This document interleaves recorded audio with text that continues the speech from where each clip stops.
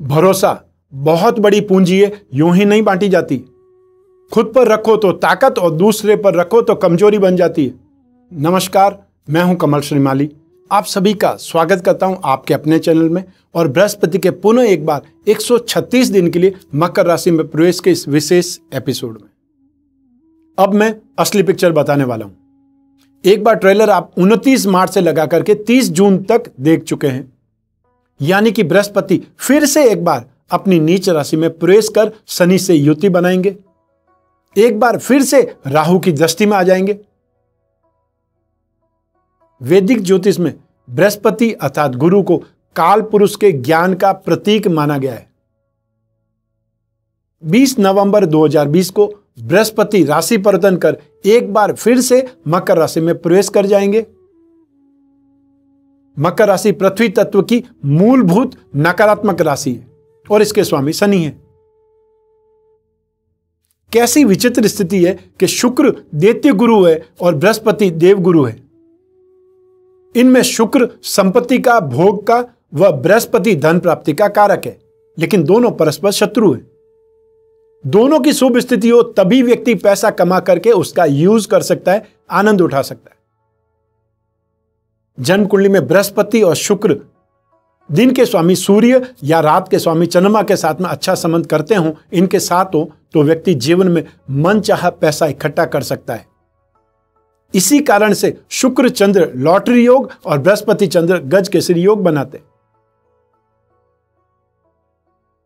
17 जनवरी से 13 फरवरी 2021 तक बृहस्पति अस्त रहेंगे। बृहस्पति अस्त होने पर अशुभ परिणाम देते हैं। बृहस्पति जब गोचर में अस्त होते हैं तब मुहूर्त नहीं निकाले जाते। जन्म कुंडली में बृहस्पति अस्त होने से शरीर में फैट या चर्बी संबंधी प्रॉब्लम्स आती है, विकृतियां आती है और आमतौर से पेट और लीवर इफेक्टेड होते हैं। अस्त बृहस्पति तो विवाह में भी शुभ नहीं माने जाते। कन्याओं की कुंडली में बृहस्पति को विवाह का कारक माना जाता है और इनका अस्त होना अच्छा नहीं माना जाता। मंगल और बृहस्पति का जन्म कुंडली में परस्पर संबंध भी शुभ नहीं माना जाता। बृहस्पति देव की संतान प्राप्ति, संतान सुख, विद्या प्राप्ति, राजनीतिक वर्चस्व में महत्वपूर्ण भूमिका है। मेष, कर्क, सिंह, वृश्चिक और मीन लग्न वाले लोगों के लिए बृहस्पति विशेष योग कारक होता है। अब मैं आपको बताता हूं इससे पहले बृहस्पति और शनि की युति कब हुई थी। 1961 में बृहस्पति और शनि दोनों धनु राशि में थे और राहु सिंह राशि में बैठ करके अपनी 5वीं दृष्टि से बृहस्पति और शनि पर दृष्टिपात कर रहे थे। वैदिक ज्योतिष में बृहस्पति को एक शुभ ग्रह माना जाता है, वहीं शनि को न्याय का कारक लेकिन एक क्रूर ग्रह माना गया। ऐसे ही इन दोनों की युति को लेकर के कई तरह की संभावनाएं बनती है। इन दिनों दोनों की युति को एक बार फिर से कोरोना वायरस की सेकंड वेव से भी जोड़कर देखा जा सकता है। बृहस्पति और शनि दोनों को ज्योतिष में विशाल ग्रह माना गया है। मकर राशि में बृहस्पति और शनि की युति अपने आप में एक महासंयोग का निर्माण करती है। बृहस्पति का संबंध राहु केतु के साथ में होने से यह संबंध शुभ नहीं होता, क्योंकि बृहस्पति एक सात्विक, शुद्ध और देवीय शक्ति से संपन्न ग्रह है, तो राहु केतु तामसिक प्रवृत्ति के राक्षसी ग्रह है। जब बृहस्पति की युति या दृष्टि संबंध राहु या केतु से बनता है तब चांडाल योग का निर्माण होता है। इसी तरह चांडाल योग पर शनि मंगल जैसे पापी और क्रूर ग्रहों का प्रभाव इस योग को ज्यादा दूषित कर देता है, जिस कारण बुरे प्रभावों में वृद्धि हो जाती है। 20 नवंबर 2020 को बृहस्पति एक बार फिर से उत्तराषाढ़ा नक्षत्र के द्वितीय चरण में प्रवेश करेंगे, अर्थात मकर राशि में आ जाएंगे। उत्तराषाढ़ा नक्षत्र का स्वामी सूर्य है, इस नक्षत्र के द्वितीय चरण का स्वामी शनि है। 17 जनवरी 2021 को बृहस्पति देव अस्त हो जाएंगे। बृहस्पति गोचर में अस्त होते हैं तब अशुभ परिणाम देते हैं। अस्त बृहस्पति के समय तो मुहूर्त भी नहीं निकाले जाते। 13 फरवरी 2021 को बृहस्पति देव फिर से उदय हो जाएंगे और 6 अप्रैल 2021 तक बृहस्पति देव इस राशि में ही, मकर राशि में ही सभी राशियों पर प्रभाव डालते रहेंगे। आइए अब बात करते हैं आप कन्या राशि वाले लोगों के लिए बृहस्पति का नीच राशि में मकर राशि में प्रवेश कैसा रहेगा। बृहस्पति का यह राशिफल मैं कुछ विशेष तरीके से डिटेल में बताने वाला हूं। बृहस्पति जिस राशि में स्थित है आपकी राशि से 5th हाउस में, उसका क्या इंपैक्ट होगा, और बृहस्पति जिस भाव को देखते हैं वहां से क्या इंपैक्ट पड़ेगा, क्योंकि बृहस्पति को 2 विशेष दृष्टियां मिली हुई है, एक राशि से 5वीं भाव पर और एक राशि से 9वें भाव पर, और अपने से 7वें भाव पर तो हर कोई ग्रह देखता ही है। ऐसी स्थिति में बृहस्पति की आपकी राशि से 5th हाउस में होने से और उनकी दृष्टियों से आपको क्या प्रभाव पड़ता है, यही जानना है इस एपिसोड में। आपकी कन्या राशि से 5th हाउस में अर्थात शिक्षा और संतान भाव में इस वर्ष एक बार फिर से बृहस्पति का प्रवेश बहुत शुभ है। इस परिवर्तन से भाग्य अर्थात 9th हाउस, लाभ भाव अर्थात 11th हाउस और आपकी राशि अर्थात 1st हाउस पर बृहस्पति की दृष्टि रहेगी। बृहस्पति के इस गोचर से सुख और आनंद में वृद्धि होगी अर्थात इंप्रूवमेंट आएगा। यह बृहस्पति का गोचर आपके लिए पॉजिटिव है।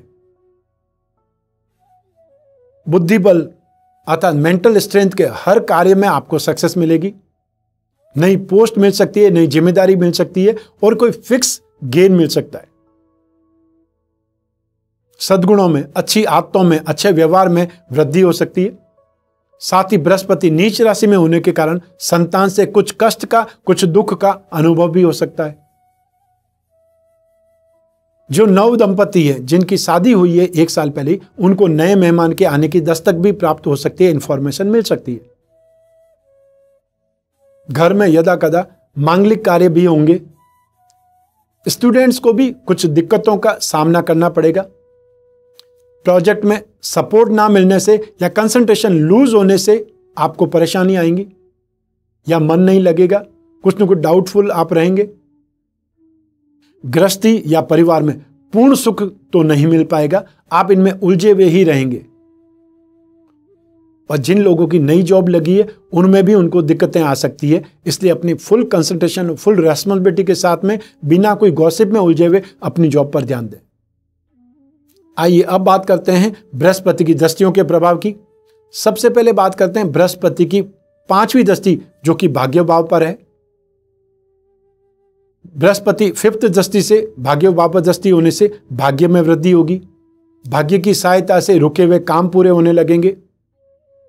धर्म में, आस्था में इंटरेस्ट बढ़ेगा। आपके अंदर दया का भाव पनपेगा और परोपकारी कार्य अर्थात जो समाज के हित में काम हो सकते हैं उसमें आप बढ़ चढ़ करके हिस्सा लेंगे। सामाजिक स्तर पर सोशली अच्छे संपर्क बनेंगे जो आपको बिजनेस वाइज भी गेन देंगे और पर्सनल लाइफ को भी शानदार बनाने में काम आएंगे, अर्थात आपका दायरा बढ़ जाएगा। आइए अब बात करें बृहस्पति की 7th दृष्टि जो कि राशि से 11th हाउस पर है अर्थात लाभ भाव पर है। 7वीं उच्च दृष्टि, क्योंकि बृहस्पति जहां पर 7वें भाव को देखेंगे वहां पर कर्क राशि है, तो बृहस्पति की उच्च राशि है। ऐसी स्थिति में अब आप इनकम को बढ़ाने के लिए ज्यादा प्रयास करेंगे। मेंटल स्ट्रेंथ के कारण दिमाग की ताकत से फायदा ज्यादा कमाएंगे और बिजनेस में भी इंप्रूवमेंट आने लगेगा। स्पेकुलेशन से या वायदे के सौदों से, फ्यूचर जो सौदे होते हैं उनसे गेन मिल सकता है। फ्यूचर ट्रेडिंग से गेन मिल सकता है। माता पिता इस समय आपसे खुश रहेंगे और इस समय काल में नया व्हीकल या नई प्रॉपर्टी खरीदने का मन बना सकते हैं जो कि आपके लिए बेटर रहेगा। आइए अब बात करते हैं बृहस्पति की 9वीं दृष्टि जो कि आपकी राशि पर है। 9वीं दृष्टि से बृहस्पति आपकी राशि पर दृष्टिपात करेंगे। इससे आपकी एनर्जी बढ़ेगी, आपकी काबिलियत बढ़ेगी और आपकी कार्यकुशलता आता जिस काम में आप माहिर हैं उसमें और इंप्रूवमेंट आएगा और साथ ही साथ नॉलेज में भी वृद्धि होगी। वे स्टूडेंट जो फिलॉसफी या कॉमर्स या इकोनॉमिक्स की स्टडी कर रहे हैं या मार्केटिंग की पढ़ाई कर रहे हैं, उन्हें जैसा चाहते हैं वैसा ही रिजल्ट मिलेगा और आपकी आर्ग्यूमेंट पावर और साथ ही आपकी सूझबूझ बढ़ जाएगी। आइए अब बात करते हैं उपायों की। अगर आप बृहस्पति के दुष्प्रभाव से पीड़ित हैं तो अब मैं जो आपको उपाय बताने जा रहा हूं वो आपको जरूर करने चाहिए यदि आप बृहस्पति के दुष्प्रभावों से राहत चाहते हैं तो ये आसान उपाय है जो कि आप आसानी से घर बैठे कर सकते हैं। बहुत से उपाय हैं जो आपको मंत्र जाप करने होंगे या दान देना होगा, वो सब आराम से जान लीजिए, नोट कर लीजिए, ताकि आप 136 दिन तक ये उपाय कर सकें। सबसे पहले आपको 10 अवतार विष्णु कवच धारण करना चाहिए अथवा लक्ष्मी नारायण कवच धारण कर सकते हैं। यह बृहस्पति से संबंधित ही कवच है। बृहस्पति ग्रह के यंत्र की अंगूठी बना करके धारण कर सकते हैं कोई भी अंगुली में, या जो पेंडल पहनना चाहते हैं वो बृहस्पति ग्रह के यंत्र के साथ में पुखराज या गोल्डन टोपाज, जिसको सुनहला बोला जाता है, वो जड़वा करके धारण कर सकते हैं। एक होता है प्रीसियस स्टोन और एक होता है सेमी प्रीसियस, एक होता है रत्न, एक होता है उपरत्न। जो आपकी पॉकेट अलाउ करती है, जो आपका सामर्थ्य है, उस ढंग से आप पहन सकते हैं।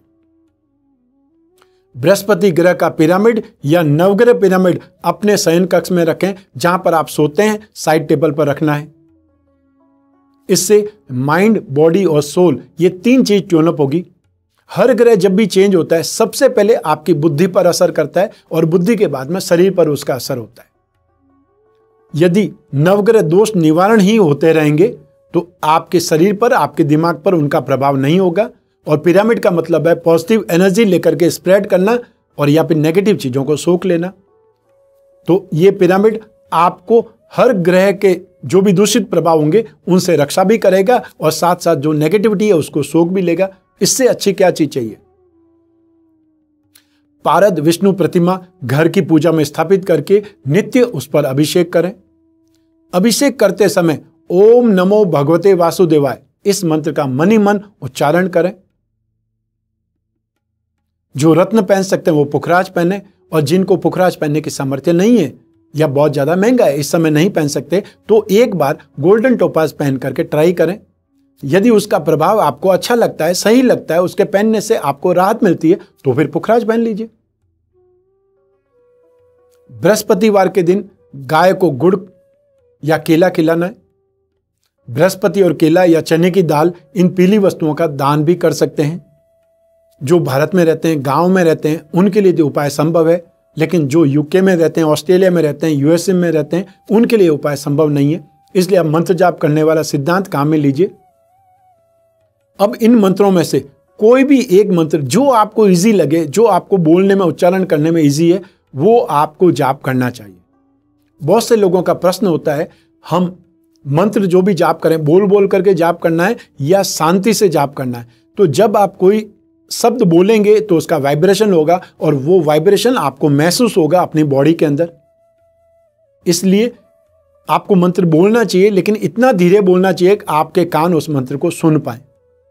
ऐसा नहीं कि मंत्र जोर जोर से बोल करके आपको आस पड़ोस में बताना है। मंत्र सिर्फ उच्चारण करना है, और वो कितना उच्चारण कर सकते हैं यह आपके ऊपर डिपेंड करता है। तो बृहस्पति का एकाक्षरी बीज मंत्र है ओम ब्रह्म बृहस्पतये नमः। बृहस्पति का बीज मंत्र है वो ओम ग्राम ग्रीम ग्रोम स गुरवे नमः। स का मतलब सह है।